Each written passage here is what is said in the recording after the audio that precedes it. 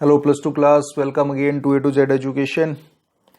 Today we will discuss our next topic, that is the energy stored in a charged capacitor. तो students, सबसे पहले हमें पता है capacitor is a system of two conductors carrying charges of opposite natures, right? तो capacitor क्या होता है? एक सिस्टम होता है जिसमें दो कंडक्टर्स होते हैं. Suppose this is conductor 1 and conductor 2, right, and separated by a certain distance. और इनमें जो चार्ज होता है वो अपोजिट नेचर का चार्ज होता है. तो इस तरह से जो कॉम्बिनेशन बनता है उसको हम कैपेसिटर बोलते हैं. तो ये कैपेसिटर चार्ज कैसे होता है, उसमें एनर्जी कैसे स्टोर करती है, यही चीज आज हम डिस्कस करेंगे. सपोज करते हैं इनिशियली हमारे पास दोनों प्लेट्स जो कंडक्टर की हैं, जो कैपेसिटर की दोनों प्लेट्स हैं, वो अनचार्ज्ड हैं, राइट. मान के चलते हैं एट एनी इंस्टेंट प्लेट 2 से यानी कंडक्टर 2 से कंडक्टर 1 की तरफ प्लस क्यू चार्ज ट्रांसफर होना शुरू होता है. और we can say that let a positive charge is transferred from conductor 2 to conductor 1, यानी कंडक्टर 2 से अगर हम कंडक्टर 1 की तरफ चार्ज को ट्रांसफर करते हैं तो यहाँ पर पॉजिटिव चार्ज डेवलप हो जाएगा, राइट. और कंडक्टर 2 पे नेगेटिव चार्ज डेवलप हो जाएगा as per law of conservation of charge, क्योंकि नेट चार्ज की वैल्यू जो होती है वो कितनी होगी, कांस्टेंट होगी. अगर यहाँ पर हम पॉजिटिव दे रहे हैं तो ऑब्वियसली यहाँ पर उतना ही नेगेटिव चार्ज डेवलप हो जाएगा to obey the law of conservation of charge. Suppose plus Q is the charge given to conductor 1 and minus Q is the charge given to conductor 2, right. अगर plus Q charge हम यहाँ देते हैं तो automatically minus Q charge conductor 2 के ऊपर develop हो जाता है. क्लियर. और हर स्टेज के ऊपर जो पोटेंशियल ऑफ कंडक्टर 1 है वो बढ़ती जाएगी. It is higher, conductor 1 is at higher potential, क्योंकि यहाँ पर पॉजिटिव चार्ज है. It is at higher potential than the conductor 2. तो क्या करना पड़ेगा, हर केस में हमें कुछ वर्क करना पड़ता है. We have to do some work. हमें चार्ज को ट्रांसफर करना है कंडक्टर 2 से कंडक्टर 1 की ओर. Then we have to do some work, some extra work हमें करना पड़ता है. और वही वर्क जो है कैपेसिटर के अंदर स्टोर हो जाता है in terms of potential energy, right. तो इसको हम डिस्कस करते हैं. Suppose let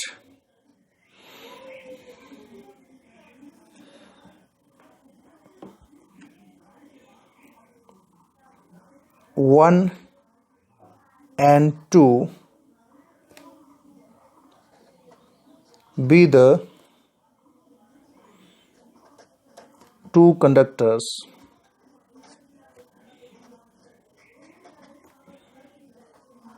of a capacitor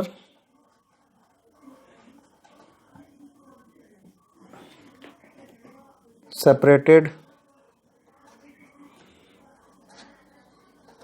by a certain distance.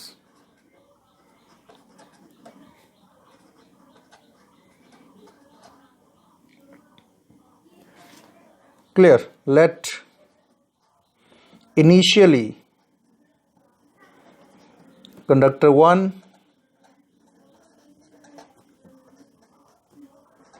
and conductor 2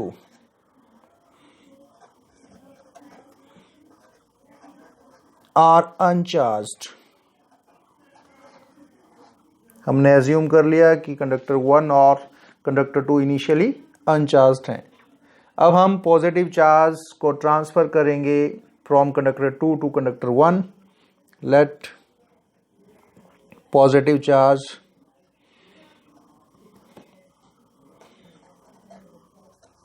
is transferred from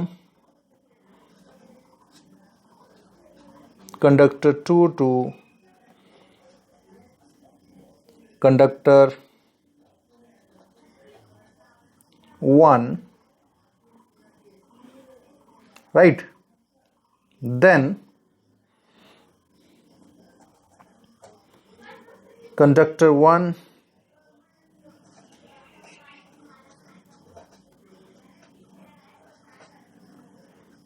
gets charge plus Q, and by charge conservation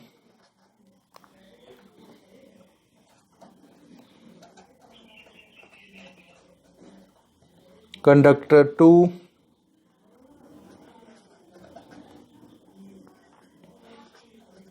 gets minus Q charge. अगर हमारे पास conductor 1 के ऊपर पॉजिटिव चार्ज डेवलप होता है तो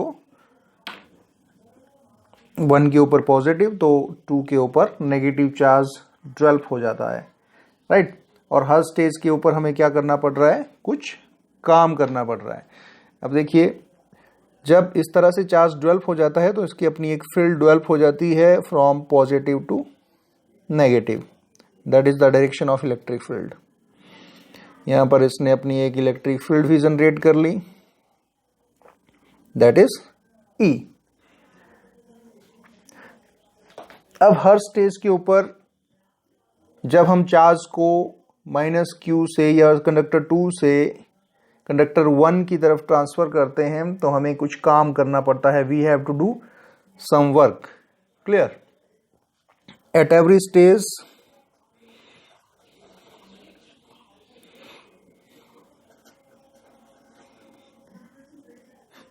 some work is done, some work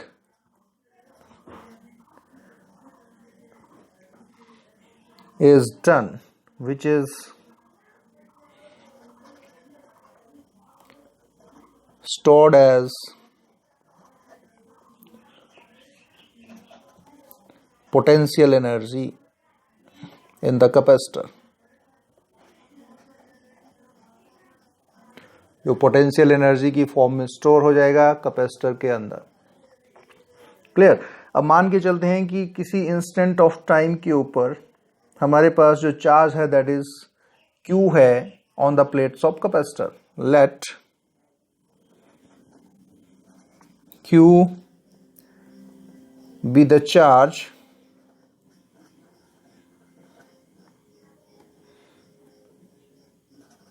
on the plates of capacitor,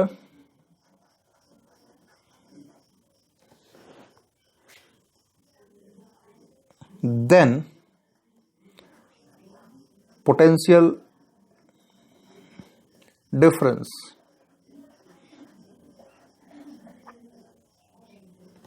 between the plates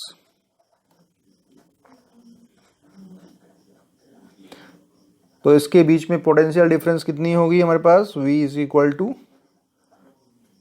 Q upon C, right. That is the value of potential difference. अगर किसी इंस्टेंट ऑफ टाइम पर जो charge की value है between the plate of capacitor that is Q, then the potential difference will be Q upon C as per formula. हमें पता है Q is equal to CV होता है या C is equal to Q upon V होता है, तो वहां से ये फॉर्मूला जनरेट होता है, राइट। अगर हम कुछ एक्स्ट्रा चार्ज कैपेसिटर में ट्रांसफर करते हैं तो we have to do some extra work. वो वर्क जो होगा वो स्टोर हो जाता है पोटेंशियल एनर्जी में। तो यही इसका बेस है कि एनर्जी कैसे स्टोर होती है, राइट। तो late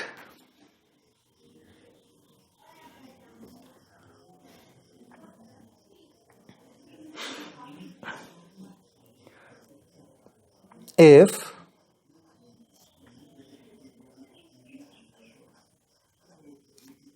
extra charge dq is transferred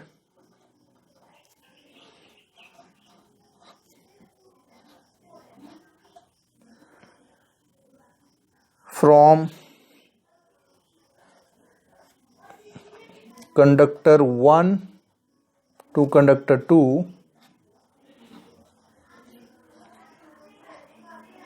then work done तो कितना काम होगा, देन वर्क डन, हमारे पास वर्क डन हो जाएगा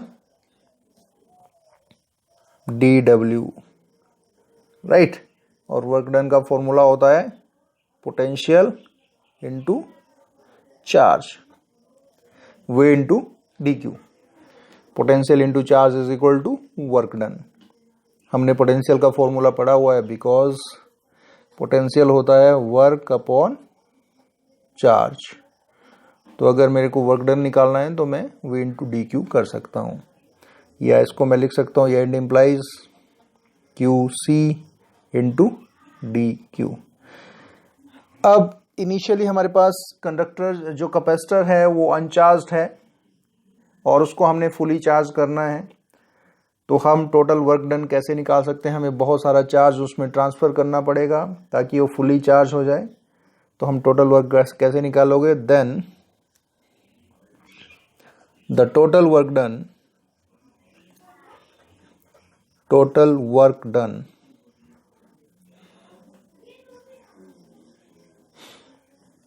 to charge capacitor from Q is equal to 0, जब इनिशियली कैपेसिटर अनचार्ज था, to Q is equal to Q, जब ये फुली चार्ज हो गया, कैन बी कैलकुलेटेड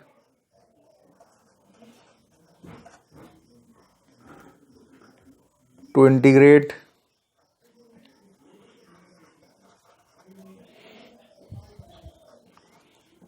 इक्वेशन 1, इसको हम इक्वेशन 1 दे देते हैं। Equation 1, between the limits q equal to 0 to q equal to q। तो यहाँ पर हम टोटल वर्क डन निकाल लेंगे, that is W is equal to integration of dW, or you can write it as Q is equal to 0 to Q is equal to Q upon C dQ। यहाँ पर C constant है, इसको हम बाहर निकाल लेते हैं और हमारे पास फॉर्मूला बन जाएगा Q dQ। क्लियर। अब इसको इंटीग्रेट कर लेते हैं, यहाँ पर इसकी पावर n है तो वर्क डन हो जाएगा हमारे पास 1 अपॉन सी, इसका फॉर्मूला बनता है Q square upon 2, 0 to q। अगर लिमिट्स पुट कर दें तो ये वैल्यू आ जाएगी हमारे पास 1 अपॉन 2, बाहर ले लेते हैं, कॉमन कांस्टेंट टर्म है 2c, ये आ जाएगा हमारे पास Q square upon 2 minus upper limit minus lower limit, तो 0 से डिवाइड करेंगे तो ये 0 आ जाएगा। तो ये हमारे पास यहाँ पर इतनी वैल्यू आती है, यानी W इज इक्वल टू,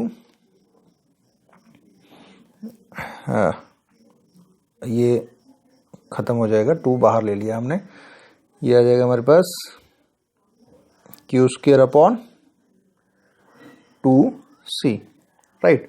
अब यही वर्क डन हमारे पास स्टोर कर जाएगा पोटेंशियल एनर्जी की फॉर्म में। नेक्स्ट हम लिख लेंगे इसको, दिस वर्क डन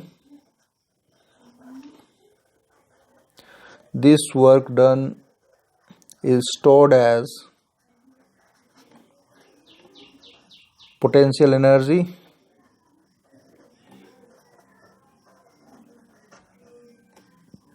तो क्या हो जाएगा, देयरफॉर हम वर्क को चेंज कर लेंगे एनर्जी में, ये बन जाएगा U is equal to Q square upon 2c। So that is the result for the energy stored in a capacitor and its value is equal to Q square upon 2c, इसको बोल सकते हैं half Q square upon c। इसके other relations भी हम find out कर सकते हैं। अदर रिलेशंस की बात करें, अब हमें पता है we know Q is equal to होता है C इंटू वी। तो अगर Q की जगह हम C इंटू वी पुट कर दें तो हमारे पास फॉर्मूला बन जाएगा therefore U is equal to यहाँ पर C square V square upon 2c, C से सी कैंसल, यह आ जाएगा half C V square. So this is another formula, right. U is equal to 1/2 C V square. ये हमारा energy का second formula आ गया. This is first, this is second. और यहीं पर अगर हम C की वैल्यू, डिनोमिनेटर में C की वैल्यू को चेंज कर देते हैं तो आ जाएगा Q अपॉन V की फॉर्म में. Also C is equal to Q upon V,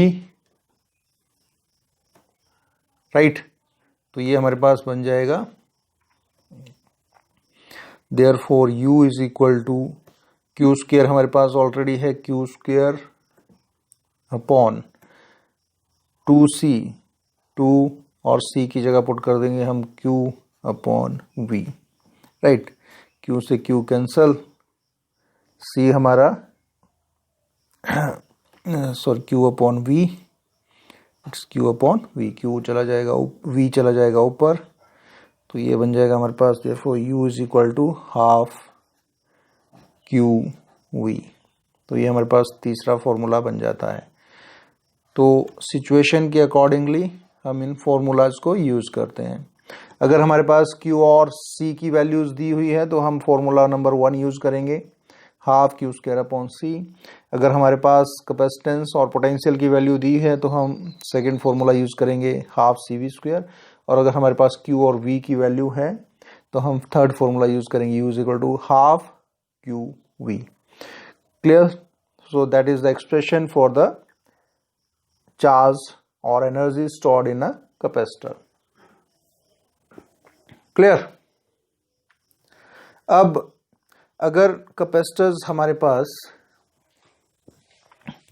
बहुत सारे कैपेसिटर्स कॉम्बिनेशन में कनेक्टेड हों, सीरीज में और पैरेलल्स में, तो एनर्जी पर क्या फ़र्क पड़ता है. अगर बहुत सारे कैपेसिटर्स सीरीज में कनेक्टेड हों तो जो एनर्जी की वैल्यू होगी वो बढ़ेगी या कम होगी, या फिर अगर कैपेसिटर्स पैरेलल में कंबाइंड हों तो एनर्जी की वैल्यू पर क्या फ़र्क पड़ेगा, ये हम डिस्कस करते हैं.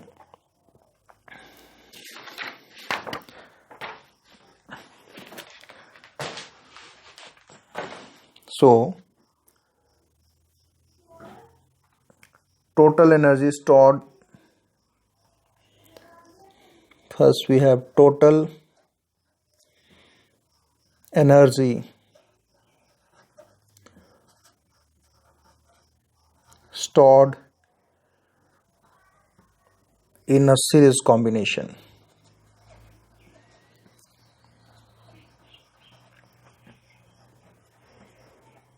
In case अगर हमारे पास कैपेसिटर सीरीज में कंबाइंड हैं, suppose we have number of capacitors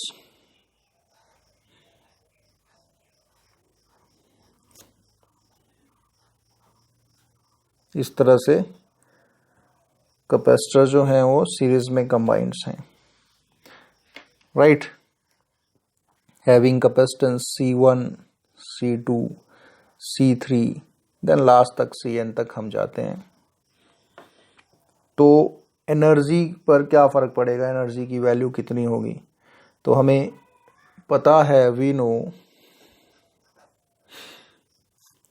energy की वैल्यू होती है U is equal to 1/2 Q square upon C, right. यहाँ C जो है वो सीरीज में है, तो हमारे पास जो इफेक्टिव वैल्यू आएगी, जो रिजल्टेंट वैल्यू आएगी, उसको हम CS से रिप्रेजेंट कर सकते हैं, Q square upon CS, right. और we can write it as Q square upon 2. इसको अगर हम बाहर ले लें तो अंदर हमारे पास 1/CS बचता है, और CS 1/CS हमारे पास होता है 1/C1 plus 1/C2 plus 1/C3 plus on so forth. या फिर हम इसको लिख सकते हैं U is equal to Q square upon 2C1 plus Q square upon 2C2 plus Q square upon 2C3 plus so on so forth, right. अब ये दोबारा एनर्जी का फॉर्मूला बन रहा है, that means U is equal to U1 plus U2 plus U3 plus so on so forth. तो जो net energy होगी it will be the sum of individual energy of the capacitors और the algebraic sum of individual energy. तो यहाँ पर जो energy होगी capacitors की वो इंक्रीज करेगी। If the capacitors are in parallels, right, then जो नेट एनर्जी होगी, जो टोटल एनर्जी होगी, that will be equal to the sum of individual energy, right. तो that means it will increase. और उसी तरह से अगर कैपेसिटर्स पैरेलल्स में हो तो क्या हो जाएगा, अगर हमारे पास capacitors are connected in parallel, in this is the first case, second, in parallel combination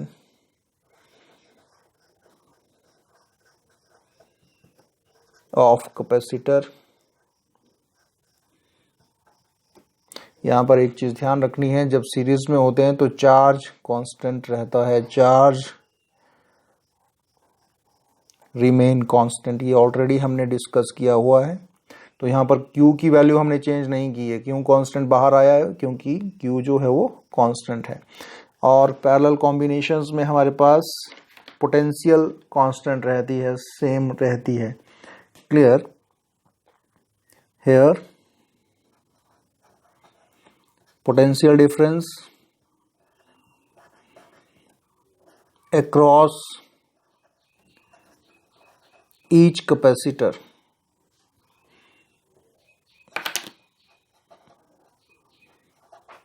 remain same।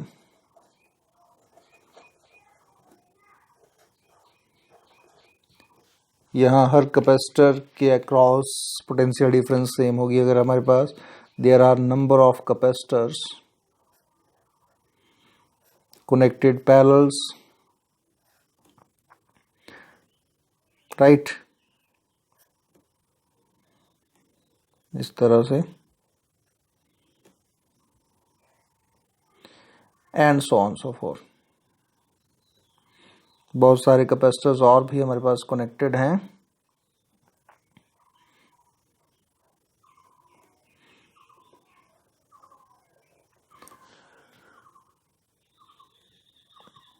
तो जो हमारे पास एनर्जी की वैल्यू आएगी वो कितनी आ जाएगी यहाँ पर, देन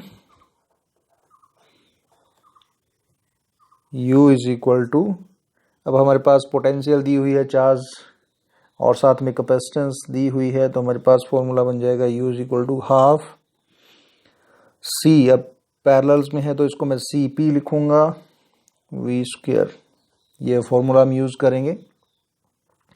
यहाँ पर CP हमें पता है पैरेलल्स में कैपेसिटेंस जो होती है वो इंडिविजुअली कैपेसिटेंस का वेक्टर सम होता है, अलजेब्रिकल सम होता है, नॉट वेक्टर सम। तो इसको हम इस तरह से लिख सकते हैं 1/2 CP की value means C1 plus C2 plus C3 plus so on so forth up to Cn and V square, या इसको हम लिख सकते हैं 1/2 C1 V square plus half C2 V square plus half C3 V square plus on so forth, या इसको हम लिख सकते हैं U is equal to U1 plus U2 plus U3 plus on so forth.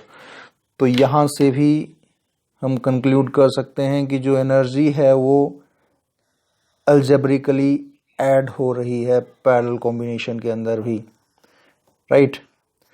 तो अगर कॉम्बिनेशन सीरीज में है या पैरेलल्स में है तो उसका कोई फर्क नहीं पड़ रहा है, एनर्जी की वैल्यू क्या हो रही है, एड अप हो रही है। सीरीज में भी टोटल एनर्जी की वैल्यू इंक्रीज करेगी और पैरेलल कॉम्बिनेशंस में भी टोटल एनर्जी की वैल्यू जो होगी वो इंक्रीज करेगी, राइट।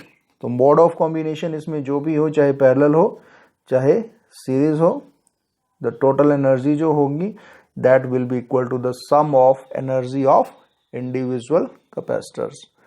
क्लियर? चलिए नेक्स्ट टर्म पे आते हैं।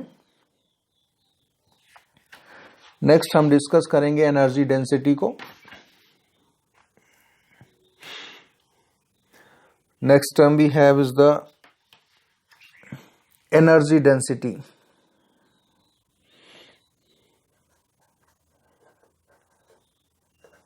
Energy density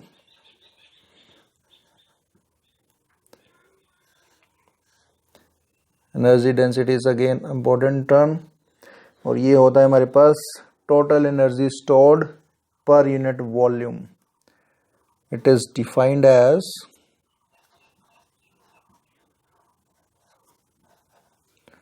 total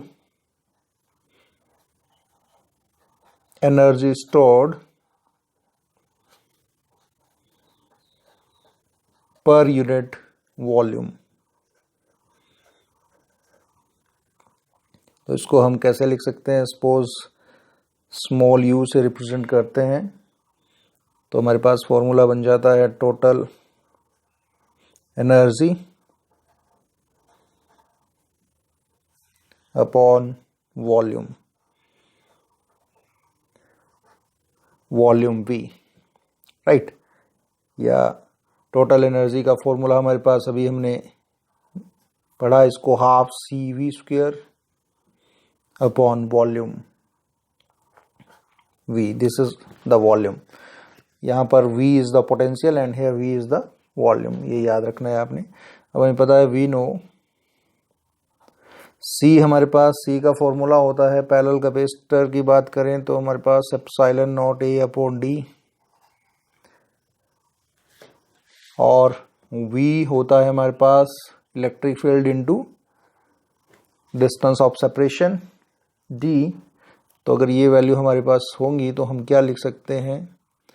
U is equal to half C epsilon not A upon D into V² के लिए हमारे पास A इंटू D, तो ये आ जाएगा E² D² अपॉन, यहाँ पर वॉल्यूम है, वॉल्यूम होता है हमारे पास area into distance A into D। तो यहाँ पर D से D कैंसल, D² A से A कैंसल हो जाएगा हमारे पास, और लास्ट में हमारे पास एनर्जी डेंसिटी की वैल्यू बच जाएगी half epsilon naught E²। That is the result, that is the last result of the energy density. तो इसका जो फॉर्मूला होता है वो half epsilon naught E², where E is the electric field, epsilon naught is absolute permittivity.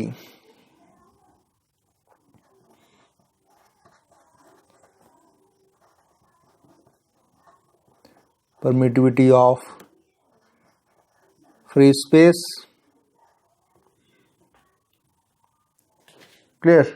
And E is the electric field.